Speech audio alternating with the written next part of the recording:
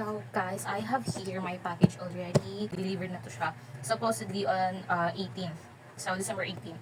And this was ordered on the same month. And actually this is also a Christmas gift for myself. But yes, medyo na-delayed siya. And ngayon lang din siya dumating. Ay! Delayed malala. So, ayan siya. No house number and CPN number incorrect. I don't know what happened, but I provided the seller the right details in order to deliver the package. Pero I don't know. Sabi din ng rider is yung number talaga niya is mali. Hindi ka. So, no more budget. Ayan siya. Alam talaga no kung anong laman. As if super laki niya. As if ano siya. Ayan lang naman yung laman niya. O, diba? Charan! Guys, I already bought, ano daw? Tapos hindi English. Ayan. So, tignan natin. Grabe siya. Tignan yung pagkabalot, oh. Parang gigil na gigil sa pagkabalot. Yung pangalawa kasi nabili ko is from SM. Then, ayun na nga siya. A birthday gift siya for myself, but hindi siya nag-last as in. So, wala na akong plan na ipaayos siya. Kasi nga, mas nag-last yung binili ko sa shop na to, which is yung first watch is 3 years. And then last year lang din siya nasira. So, isn't it pretty?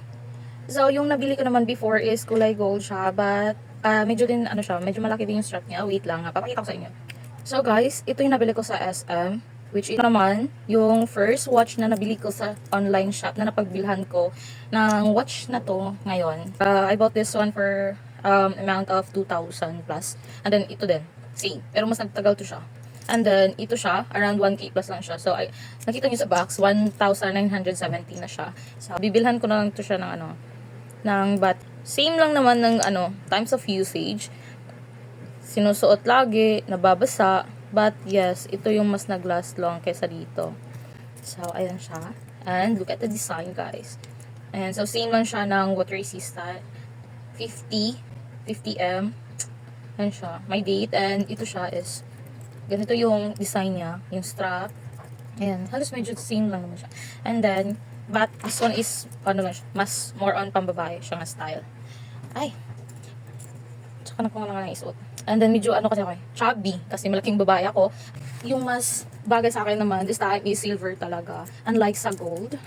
Honestly, I am more on silver. Yes. Look at my, ring. Ang daming sat-sat. O diba? Ganda talaga pag bago, no? Ang ganda talaga kapag bago pa yung bagay. Hindi pa may pa siya? Nakasabit pa. Tatanggalin na natin yung mga plastic niya. Then, tron. Oh, diba? Ang ganda ng silver, guys. Bagong bago. So, guys, if you are looking for watches na nagtatagal siya, more than a year, pero depende pa rin siya sa, ganun siya iingatan, pero kahit naman i-check nyo yung page nila, yung mga feedback talaga, makikita nyo doon, is mostly yung mga feedback, yung watches talaga nila is nagtatagal talaga ng more than years. Same as mine. But, amazing. Isn't it so pretty? Ang OA. And then, magaan lang siya. Ayan siya, hindi siya mabigat, hindi siya kabigatan, unlike naman dito. So, this one is more lightweight. And, ayan siya. Kapag naisuot na siya. So, need ko pa ito siyang ipakat, guys, para naman ma-adjust to siya. Ay, may sobra pa siyang tali. Ayan. So, I'll just take a photo na lang and then i-post. Ipo-post ko na lang siya kung gano'n siya kaganda kapag yes, yan siya. Wala yung filter, ha. Powered by Redmi. Charot. Redmi Note 13.